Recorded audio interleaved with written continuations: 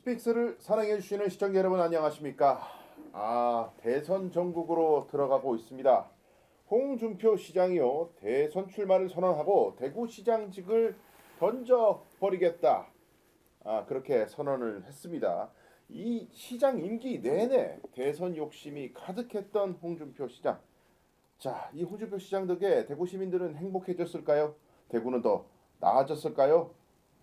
그걸 넘어서서 인사 알박기 논란까지 여러 논란을 남기고 홍준표가 떠나고 있습니다. 홍준표 정치인 개인을 오늘 낱낱이 파헤쳐 보도록 하겠습니다. 함께 이야기할 패널 먼저 소개해 드리겠습니다. 대구에서 아주 잔뼈가 굵은 아주 레전드 기자님이십니다. 오마이뉴스 조정훈 기자님입니다. 안녕하세요. 안녕하십니까. 대지발전제라고는 한 번도 본 적이 없는 조정훈 기자입니다.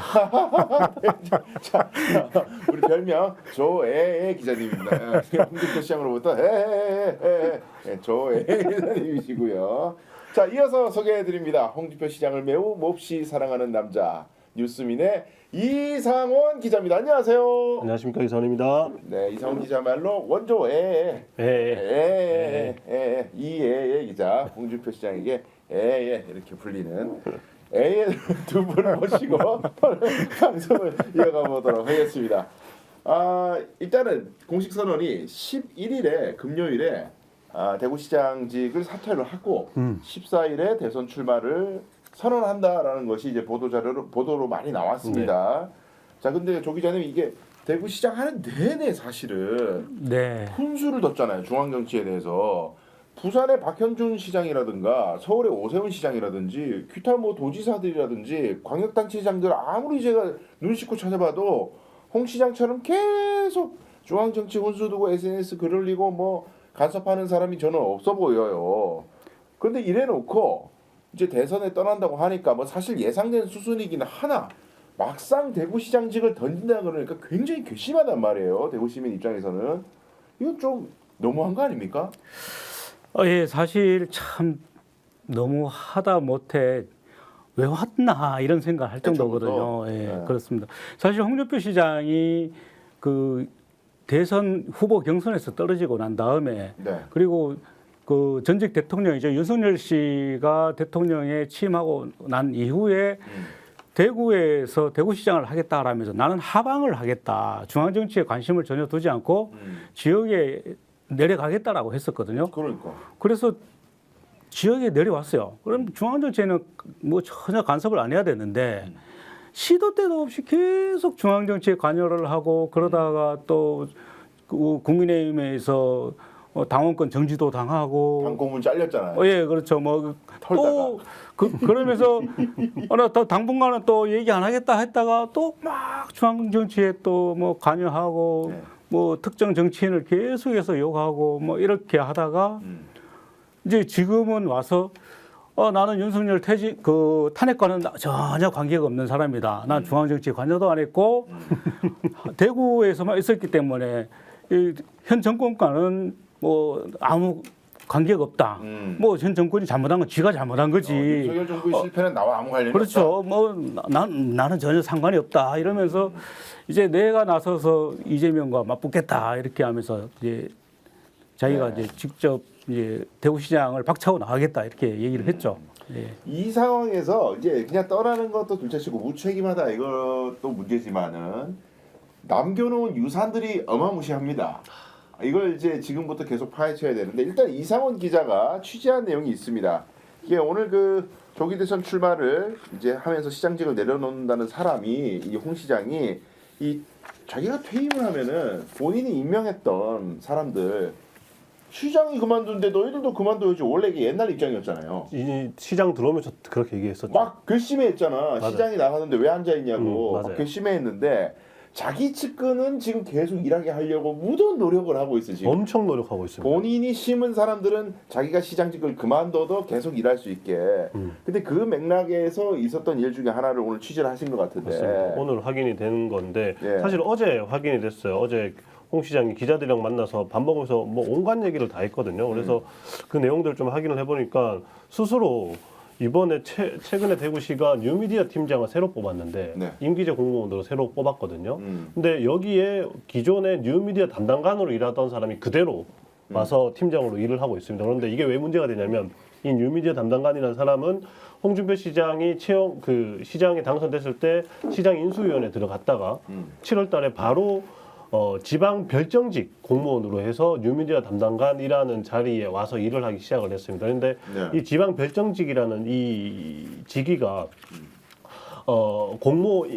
보통 이제 공무원을 뽑으면은 공모를 해야 되잖아요. 근데 공모 절차를 안 하고 공개적인 공모 절차를 안 하고도 뽑아서 쓸 수 있는 자리가 있는데 비서나 비서관으로 일하는 사람들은 그렇게 일할 수 있거든요. 네. 시장이나 뭐 의장에 공개 채용을 안 한다는 안 해도 되는 거죠. 근데 그런 사람들은 그래서 시장의 임기가 만료가 되면 끝나면 같이 그만둬야 됩니다. 당연 면직 대상입니다. 그게 정부에서 운영하고 있는 규정상 그렇게 되어 있거든요. 그래서 이번에 홍 시장 나가면서 다른 별정직들은 다 같이 그만둡니다. 그래서 뭐 같이 캠프 가는 사람들도 있고 캠프 안 가는 사람들도 있는데 이 사람만 임기제 공무원으로 전환시킨 거예요. 살려준 거구나. 살려준 거예요.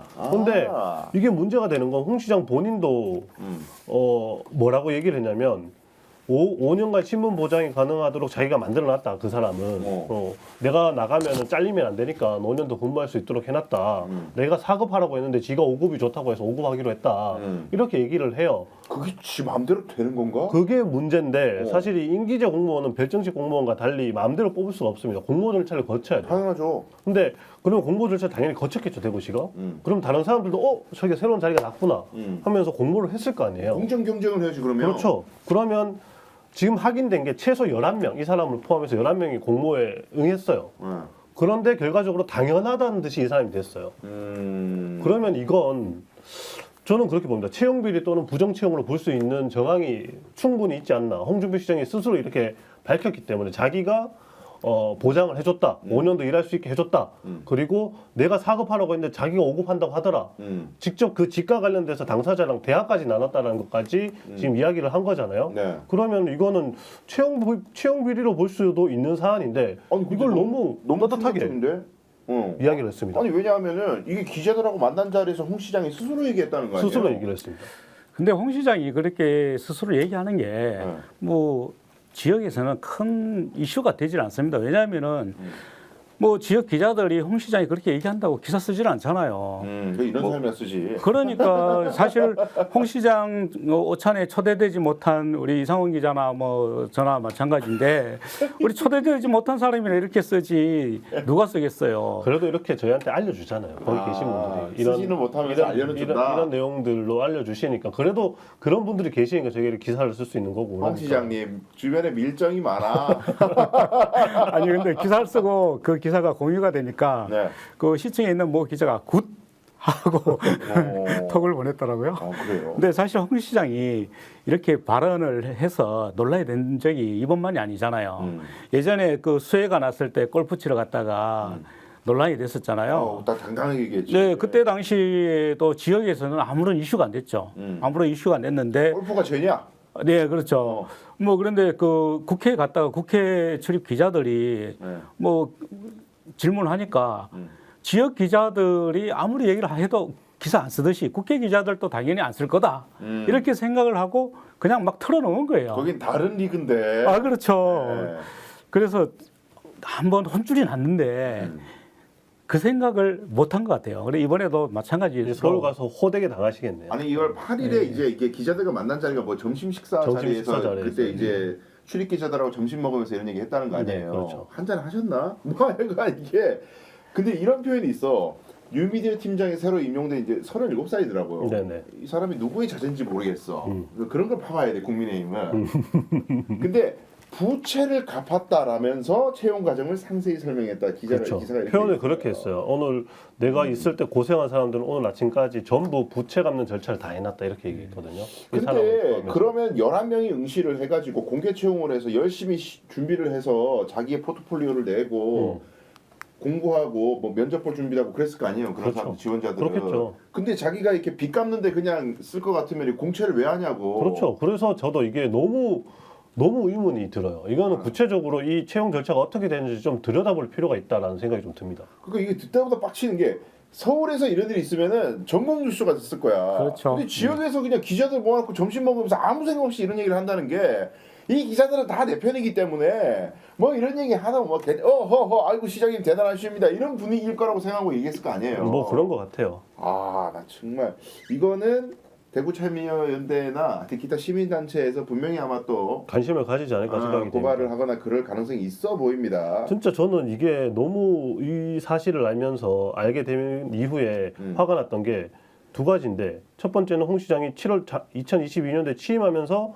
그렇게 얘기했어요. 그 정무직이랑 공공기관장들 임기를 시장이랑 일치시키는 조례를 만든다라고 막 자랑을 하면서 뭐라고 했냐면 원래 양심적인 공직자라면 의뢰 그렇게 해야 된다. 당연히 나가야 된다. 당연히 그렇게 해야 된다. 시장 바뀌면 나가야 된다. 그렇죠. 임명권자가 바뀌었는데도 임기를 내세워서 비양심적으로 몽리를 부리는 것 자체가 어불성설이다. 그렇게 얘기했어요. 오, 완전 쓰레기 취급했어. 그랬는데 지금 이 짓을 한 거예요.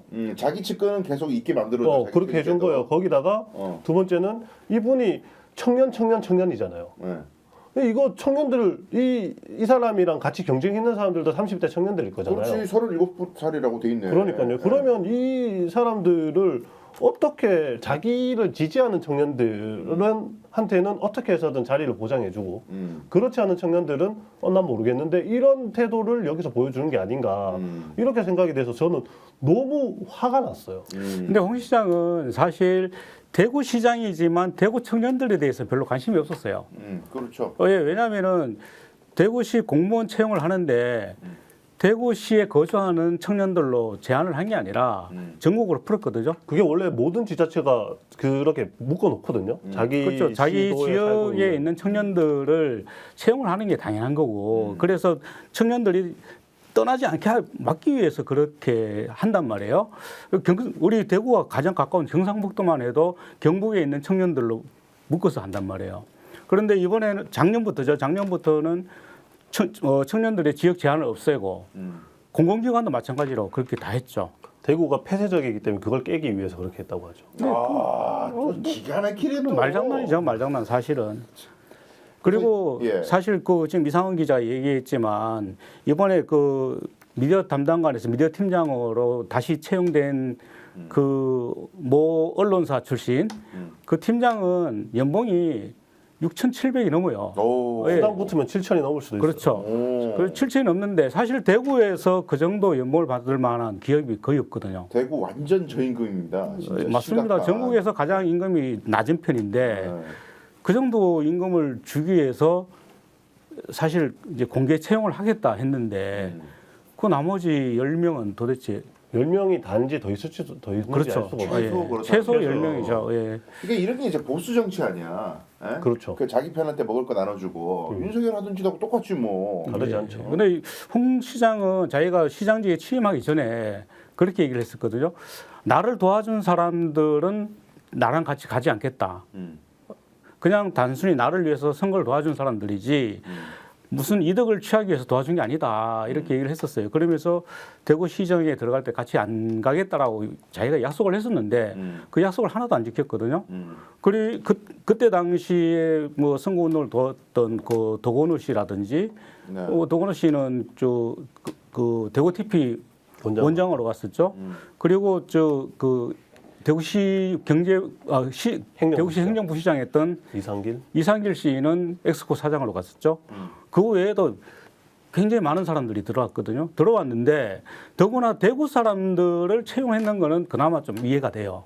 그런데 대구 사람들이 아닌 경남 사람들, 자기가 예전부터 데리고 있던 다른 지역 사람들을 대구에 채용을 했어요. 그러면서 대구에 사람이 없어서 채용을 했다라고 하는데 대구에 사람이 어딨뇨?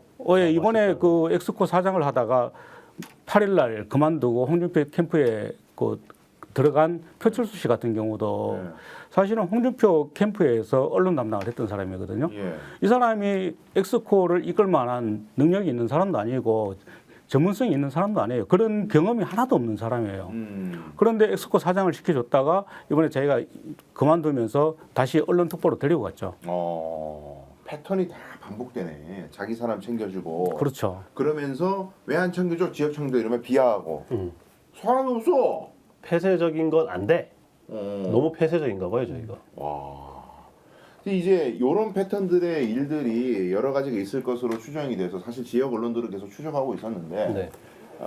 홍준표가 했던 대구시장직을 버린다라는 표현이 적절해요. 네, 이건 그렇게 할 게 봐야 돼요. 없대요. 이제 더 이상 자기가 대구시장으로 살 수 있는 건 다 했대요. 아니 그러니까 이런 게 너무 짜증 나는 거야. 그 대구 시민들이 그러면 홍준표 시장 덕분에 더 잘 살게 되고 이때까지 문제점들이 다 해결됐느냐? 동성로 가면 아직까지 임대 나온 데가 더 늘었을 건데요. 그럼 지금 자영업 폐업률 1위라니까 그렇죠. 대구가 인구 소멸 지역이잖아요. 전부 대부분 그러지 않아요? 수성 빼고는. 맞습니다. 그렇죠. 대부분 그렇습니다. 네. 이거 지금 도시가 뭐 광역시 중에 제일 좀 꼬라박고 있는데 뭔 헛소리야? 예? 다 지금 하셨다니까. 인구도 계속 줄고 있지만 자영업자 수도 계속 줄고 있거든요. 네. 그 자영업자 수가 25만 명 정도였는데 지금 그것보다 한 1, 2만 명 정도 줄었어요. 네. 근데 사실 대구가 자영업자 수가 다른 지역보다 상당히 많은 편이거든요. 많은 편인데 왜 그러냐면 대구에는 제조업이 적기 때문에 예. 그래서 자영업자가 많단 말이에요. 그럼 자영업자가 살기 좋은 도시를 만들어줘야 되는데 일자리가 없다는 거예요. 그 얘기는. 그렇죠. 일자리가 그렇죠. 없기 때문에 자영업자가 많고 그럼 자영업자가 살 수 있도록 해줘야 되는데 지금 자영업자가 줄고 있고 줄어들면서 또 자영업자들이 더 힘들어하는 거죠. 뭐 임대료는 내려가지 않고 있고 또 원자재 값은 계속 올라가고 있고 거기에 지금 그 은행 이율이라든지 상당히 높기 때문에 굉장히 힘들어하는 자영업자들이 많거든요. 동성로에 가보면 시내 중심가인데 예전에는 삐까번쩍하던 업종들이 있었단 말이에요. 화장품이라든지 뭐 옷이라든지 신발이라든지. 그런데 요즘 가보면은 뭐가 있는지 아세요? 핸드폰 케이스 파는 데가 있어요. 맞아. 그리고 최근에는 어묵을 파는 장소가 동성로 한가운데서 있어요. 그리고 비어있는 공실률이 상당히 높은 편이고. 그러니까요. 이런 유례없는 경기 침체를 겪고 있는데. 그렇죠. 그럼에도 불구하고 홍준표 시장 3년 동안 자영업자들을 위한 예산은 절반으로 줄였어요. 그러니까 자기가 공약한 거에는 예산을 많이 투입을 했지만 어쨌든 그 대구시 예산이 지금 10조 한 9천억 정도 되는데 그 중에서 자영업자를 위한 예산은 뭐 1조가 안 되거든요. 지금 그 불과 한 500억 정도 되는 데서 올해 예산이 217억인가 이래 되거든요. 그리고 점점 가면서 자영업자 예산을 줄이고 있고 자영업자들은 힘들다고 아우성이지만 외면하고 있고 이게 홍준표 시장의 3년이라고 볼 수 있는 그러니까 거죠. 이게 이제 대구 얘기를 크게 관심 없는 분들도 있을 수 있지만 대권에 도전하는 사람은 지자체를 어떻게 운영했는지를 보면 나라 운영을 어떻게 할지도 보이는 거 아니겠습니까? 근데 대구를 이렇게 엉망으로 만들어 놓고 대권을 잡으면 이 나라를 발전시키고 새로운 대한민국을 열겠다는 말이 우리 대구 시민 입장에서는 기가 찬다 이 말이지. 경상남도가 테스트 베드였으면 대구시에 오는데 테스트 베드였으면 대한민국은 이제 만약에 홍준표 시장이 대통령이 된다면은 대구가 테스트 베드라고 보면 돼요. 그 홍 시장 어제 기자들 만나서 그렇게 얘기했어요. 똑같이 할 거다 대구에서. 한가랑 똑같이 100+1 대한민국 혁신. 대구에서는 100+1 대구 혁신이었거든요. 100년 미래 대구의 100년 미래 먹거리 대구의 100년 미래를 그리겠다 이렇게 얘기했어요. 똑같이 대한민국의 100년 미래를 그리겠다고 이야기를 하고 있습니다. 그러니까 대구를 보시면 홍준표 시장이 대통령이 된 이후에 대한민국이 어떻게 될지를 알 수가 있어요. 그러니까 이게 보면은 선동적인 얘기는 또 잘해. 인기 끄는 거. 요런 거는 진짜 해야 될 거는 어렵고 깊은 얘기니까 뭐 대구 시민들도 얼마나 착해. 자기가 어려우면 내가 노력이 부족했구나 이렇게 되는 거거든. 근데 또 인기 영합적인 거. 예를 들면 자기가 대통령이 되면은 사형을 집행하겠대. 뭐 이런 얘기 바로 나오잖아. 수능 2번씩 치게 하겠다. 뭐 이런 식으로 감각적이고 굉장히 소확행스러운 거. 소소하지만 확실한 행복 이런 느낌으로 사람들에게 인기를 끌 수 있는 것들을 메시지를 대선 출마 선언하자마자 막 내. 사형은 소확행이라고 볼 수 없는 매우 큰 문제잖아요, 근데. 근데 본인은 아젠다를 많은 대중들이 열광한다 이거지. 그렇죠. 휘발성이 센 거죠. 그러니까 그런 의제들은 인스턴트야. 딱 던지면 바로 빡 이게 도파민이 도는 아젠다들이니까. 와 시원하다 이렇게 되는 거. 그렇게 던져놓고 이제 어떻게 현실화 시킬 건지는 아마 바로 법무부에서부터 제동을 걸 수도 있고 외교부에서도 제동을 걸 거거든요. 사형 같은 경우에는. 이건 외교적 문제가 될 수 있는 문제이기 때문에. 그런데 그냥 그렇게 던지고 나중에 지난번에 저희 방송에서 다뤘었잖아요. 그 연금과 관련돼서 던졌다가 깨갱하고 삭제시켰다고. 연금 젊은 사람들. 그렇죠. 국민연금 관련돼서 삭제시켰다고. 청년 꿈에서 막 비판하니까. 바로 지우는. 그런 모습을 또 보여주지 않을까 생각합니다. 네. 그리고 여기에 더해서 더 이제 화가 확 치밀어 오르게 하는 거는 김한정 그 오세훈 시장의 후원자로 이제 알려져서 지금 이제 조사받고 이러는 김한정 그렇죠. 씨가 강혜경 씨하고 전화 통화를 한 녹취 파일이 공개가 되면서 난리가 났었습니다. 네. 이게 무슨 내용이냐 하니 지난해 9월에 강혜경 씨하고 이 김한정 회장이라는 사람하고 전화 통화를 하면서 홍준표가 윤석열한테 내가 한동훈이 없애줄 테니까 국무총리를 달라. 내각 장관도 임명권도 나한테 주라. 그러면 내가 한동훈이 없애고 대구시장 갖다 버리겠다. 이거는 시장의 직접적 워딩이 아니라 김한정 회장의 워딩이에요. 이런 이야기가 나왔고 요 대화의 맥락은 지난 이제 4월 작년 4월 총선 때 국민의힘이 개박살이 난 다음에 이 전국을 수송하는 과정에서 윤석열 김건희 부부와 홍준표 부부가 부부 회동을 했다는 거예요. 그 자리에서 이런 대화가 있었던 것 같다라는 지금 보도가 나왔어요. 네, 작년에 그때 총선이 끝난 이후였던가요? 홍준표 시장이 야구를 보러 갔었어요. 그 삼성 라이온즈하고 이제 다른 팀하고 하는 야구를 보러 갔었는데 그 자리에서 기자들에게 자랑스럽게 했던 얘기가 내가 윤석열 대통령 부부랑 뭐 식사를 하고 왔다 이렇게 얘기를 한 적이 있었거든요. 네. 근데 지금 얼추 맞춰보면 그 시기가 아닌가라는 생각이 들어요. 총선 이후에. 네, 그렇죠. 근데 그때 당시에 뭐 대구를 버리고 갈 수 있다라고 얘기했다라고 하는데 사실일 거다라고 생각이 들거든요. 당시에 근데 홍 시장이 했던 얘기는 자기는 김한길 전 의원을 총리로 추천을 했고 장제원 의원을 비서실장으로 추천을 했다라고 이야기를 한 걸로 공식적인 보도는 그렇게 나와 있거든요. 본인의 말이잖아요. 본인은 그렇게 얘기했다고 하는데 지금 김한정 씨나 이제 이후에 알려지는 어느 순간이었는지 알 수 없지만 홍 시장 본인이 국무총리를 하는 것도 고려했던 거 아닌가. 이미 어제 식사 자리에서도 홍 시장이 그런 이야기를 하기도 했거든요. 이게 탄핵이 만약에 안 됐어도 자기는 수습하기 위해 서울로 올라갔어야 됐다라는 이야기를 했거든요. 그래 네. 그런 이야기들을 종합을 해서 볼 때 이때가 아니어도 언젠가는 자신에게 국무총리 자리에 대한 제안이나 또는 자신의 요구, 뭐 양당 간에 어떤 방식으로든 이야기가 오고 간 상황은 있지 않았을까.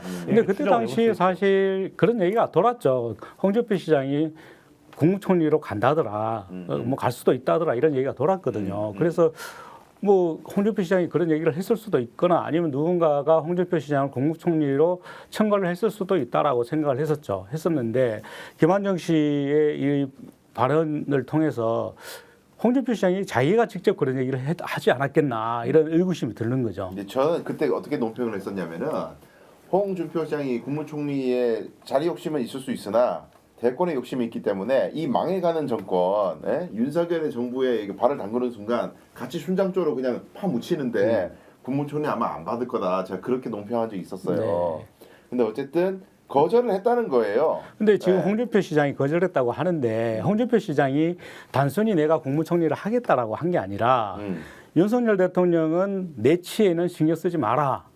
라고 요구를 했다는 거잖아요. 자기가 하겠다는 거 아니야. 그러니까 예. 모든 인사라든지 이 국내에 대해서는 내가 다 할 테니 대통령은 외교에만 신경 쓰라고 했다라는 거잖아요.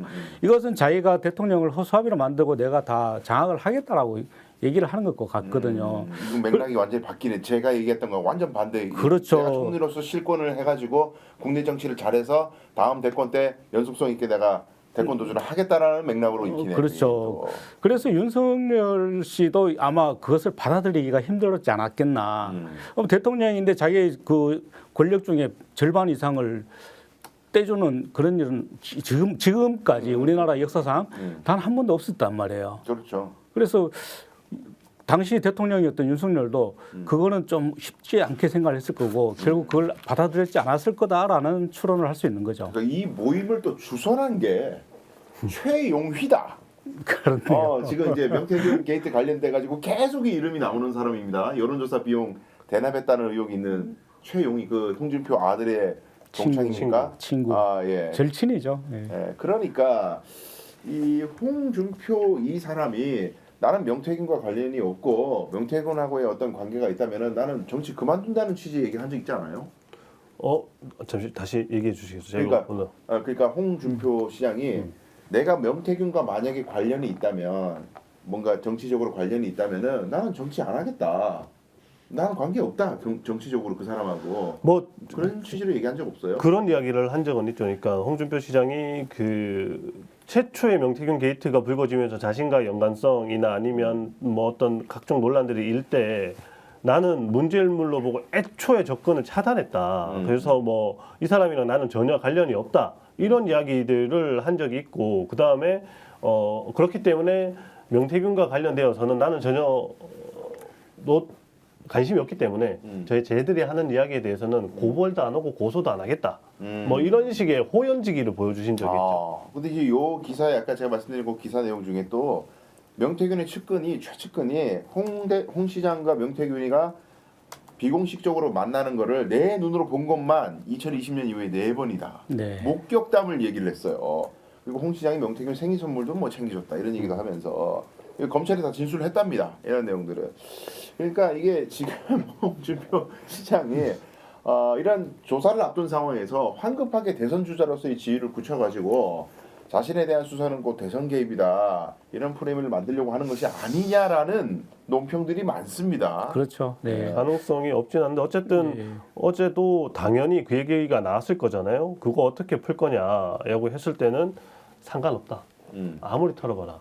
이런 논지의 이야기를 했어요. 그러니까 뭐 있으면은 민주당에서 벌써 내놨지 아직까지 안 내놨거든요. 그렇게 얘기했지. 기껏해서 내놓은 게 생일 축하합니다, 땡큐 이게 다가 아니냐. 사실 그게 다는 아니거든요. 더 있거든요. 그런데 딱 자기가 봤을 때 전혀 문제가 없는 걸로 보이는 그것만 계속 반복해서 이야기하면서 그거밖에 없다라고 이야기를 하지만 저는 더 나오지 않을까 추측해 봅니다. 이게 일단 대구시장직을 언제든지 갖다 버릴 수 있는 물건으로 생각하거나 대선으로 가는 그냥 디딤돌 정도로 생각하고 있다. 이 대구 시민 250만에 대구 250만 안 되는구나 이제. 250만 안 됩니다. 239만. 뭐 여하튼 이 대구 광역시를 아주 하찮게 생각했다는 거에 대해서 굉장히 분노할 수밖에 없다. 그런 생각이 들고 사실 그 홍준표 시장은 3년 동안 자기 월급을 빨아먹는 시민의 혈세를 월급을 빨아먹는 캐시카우예요? 그렇죠. 야. 예. 그리고 자기 일을 도와줬던 사람들에게 대구 시민 세금으로 월급을 주는 자기들만을 위한 리그를 그냥 3년 동안 해왔다. 그리고 너무 어색하게 한동훈을 너무 심하게 깠어. 맥락 없이 막 깠다고 막 폐륜화 취급하고 폐쇄자라고 배신자 그러고 이제 여기 대구에 있는 사람들조차 다 고개를 갸우뚱했다고 그때. 그렇죠. 왜 저렇게 심하게 얘기하지? 근데 그런 게 뭔가 막후에 이런 회담 결과가 있지 않았을까? 뭐 국무총리 딜까지는 아니더라도 한동훈을 좀 어떻게 견제해 달라라는 윤석열의 오더를 받지 않았을까? 그런 생각이 든다는 거죠. 어쨌든 그런 상황인데 이제 홍 시장 앞으로 어떻게 대선을 잘 치러갈지 뭐 저희가 아주 흥미 있게 관전을 하고 있는데 이제 와가지고요. 이제 조정은 기자 또 기사를 제가 봤습니다. 이제 와가지고 이제 여러 메시지를 내고 있는데 그 용산이 대통령실 용산이 주술과 불통의 상징이다. 나는 청와대로 복귀한다 이런 얘기를 했어. 이제 와가지고 근데 용산을 주술의 상징이다 이래 버리면은 윤석열이 대통령 되고 제일 먼저 추진한 게 용산으로 대통령실 이전하는 건데 그렇죠. 윤석열 김건희를 한 방에 보내는 거도 이게 언제는 코 박다가 이게 지금 무슨 일이에요 이게 이런 태세 전환. 윤석열이 탄핵을 당할 때까지 탄핵은 절대 안 된다라고 주장을 했잖아요. 그런데 헌법재판관들이 탄핵을 8대 0으로 했단 말이에요. 그러면 최소한 자기가 주장했던 게 잘못됐다라는 걸 인정을 해야 되죠. 인정을 해야 되면 최소한 국민들에게 사과는 해야 돼요. 그런데 홍 시장은 사과를 한 번도 하지 않았죠. 그렇죠. 그리고 과거라고 했죠. 과거 이제. 그렇죠. 바로 어제 며칠 전에 있었던 일이죠. 그렇죠. 잊어줘. 그 하루 지났으니까 흘러간 과거가 됐다라고 얘기를 하죠. 그리고 지금 방금 얘기하신 대로 그 주술과 이제 불통의 대명사가 됐다라고 하는데 그러면 그때 당시에 자기가 말렸어야 되잖아요. 그렇지. 전혀 안 말리고 있었단 말이에요. 입국 닫고 있다가 이제 지금 이런 상황이 되니까 그래 내가 생각했던 대로 그래 된 거야. 아니면은 내가 그렇게 해도 말을 안 들었어 이렇게 갈 거 아닙니까? 그렇죠, 그렇죠. 그러니까 자기가 유리한 말만 하고 불리한 말은 훅 감추고 이렇게 하죠. 아까 최영희 얘기하셨는데 최영희는 김영선의 보좌관이지 나는 전혀 모르는 애다라고 했단 말이에요. 근데 자기 아들과 아주 절친이라는 게 드러났잖아요. 그 얘기는 또 한마디도 안 해요. 사기꾼이라잖아요. 아들이 그러니까 속았다고. 아들이 속았다 그러죠. 예. 그러니까 참 요리조리 잘 빠져나가기만 하려는 이걸 뭐라고 표현하죠? 꾸라지. 깨돌이 좋게 얘기하자. 일단 홍준표 시장님이 이제 시장도 아니게 됐네. 하여튼 홍준표 시장님이 우리 방송이 나갈 때마다 아마 이 팔자주름이 더 깊어지고 있을 거예요. 이제 갈수록 보면 여러분 이렇게 내려갑니다. 이 심술보 비슷하게 이렇게 내려가는데, 근데 우리가 끼치는 걱정은 아무것도 아니고 검찰 조사를 앞두고 아마 많은 걱정들을 하고 있을 거라는 생각도 들고, 경선을 과연 뚫을 수 있을 것인가. 지금 이제 4명 동시에 경선을 한다는 둥, 뭐 2명으로 압축해서 경선을 한다는 둥, 뭐 또 난리 뭐 싸워요. 그런데 2명 압축해서 경선하는 건 안 된대. 안 된대요. 안 된대. 그건 안 된대. 그런 식으로 하면 안 된대. 그건 또 그렇게 그 당에서 그 씻을 수 없는 상처가 남는다. 2명이서 싸우면. 근데 제가 보기에는 그 2명 안에 들어갈 자신이 없는 거야. 이대환에 지금 후달려. 그렇지 않아요? 가능성이 그렇죠. 지금 김문수 장관이 나오는 거잖아요. 나오는 나오지. 거면은 압도적인 출마 선언을 했어요. 그렇죠. 출마 선언을 했기 때문에. 나오면은 이게 사실 압도적인 김문수 장관이 이렇게 서 있고 그러면 이제 2인으로 하면 나머지 중에 한 명이 가는 건데 홍준표 시장이 그 나머지에 들어갈 가능성은 현재로서는 10% 그냥 후보가 많잖아요. 그 많은 후보들 엄청 많아. 지금 한 18명 나오던데 그 18명이 다 도토리 키재기잖아요. 그러니까 18명 중에 한 명인 김문수 장관 빼고 17명 17분의 1인 거잖아요. 그러면 10%도 안 돼요, 확률이. 그렇지. 그러니까 뭐 그런 취지에서 말을 했을 가능성이 저도 없지 않다고 봅니다. 그러니까 홍준표 시장은 이런 걸 노리는 것 같아요. 지난번 국민의힘 경선에서 자기가 당원 경선에서는 졌지만 국민 경선에서는 이겼잖아요. 그래서 이번에도 국민 경선에서는 자기가 압도적으로 이길 거다라고 생각하는 것 같아요. 그런데 국민의힘 지금 경선 룰에는 당원 50%, 국민 50% 이렇게 돼 있죠. 예. 그런데 그 국민이 일반 국민이 아니에요. 국민의힘을 지지하는 국민 50%예요. 역선택을 막기 위해서. 그렇죠. 그러면 결국 보수 극우 또는 보수인 사람들만이 그 투표를 하고 여론조사를 하면은 그 누구를 지지한다라고 얘기할 텐데 지금 김문수를 과연 이길 수 있을까? 내가 볼 때는 전혀 뭐 방법이 없을 것 같거든요. 방법이 없을 것 같은데 홍준표 시장이 지금 무슨 생각을 하는지는 모르겠지만 네. 어쨌든 김문수 장관은 탈레반이어서 이길 수 있는 거예요. 그렇죠. 김문수 장관을 그렇죠. 뭐 그 기자들 고찬에서 탈레반이라고 얘기했고 문수영이라 그러더라. 문수영. 문수영은 탈레반이야. 자기는 또 유연하다. 근데 스트레칭 많이 했나? 유연한 사람들이 정말 유연한 사람이 우리는 왜 안 불렀을까? 어쨌든 이 홍준표 시장의 다음 행보는 굉장히 궁금한데 저는 개인적으로 이번 대선판에서 홍준표라는 정치인의 종말이 선고될 걸로 예상합니다. 이제 더 이상 다음 행보는 사실상 막힐 것이다. 확률이 매우 높죠. 이제. 그러면 이제 유튜버로 데뷔하실 가능성이 있다. 대선 이후에는. 홍카콜라를 그대로. 그러면 얼마나 인기 많겠어? 나쁘지 않네요. 지금보다 훨씬 나을 수도 있어요. 네, 그러네요. 새로운 미래를 응원합니다. 자, 긴 시간 함께 해주셔서 고맙습니다. 다음 주에 또 알찬 소식으로 찾아뵙겠습니다. 고맙습니다. 감사합니다.